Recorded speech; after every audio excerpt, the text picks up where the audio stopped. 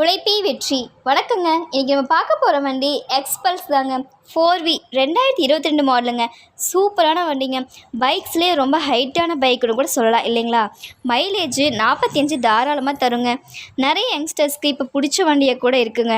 ரொம்ப டிமாண்டான வண்டி. நமக்கு ஷோரூம் ப்ரைஸை விட ரொம்ப கம்மியாகவே கிடைக்குதுங்க. ஆனால் ஆமாங்க, வண்டியோட ரேட்டு 1,30,000 தாங்க வருது.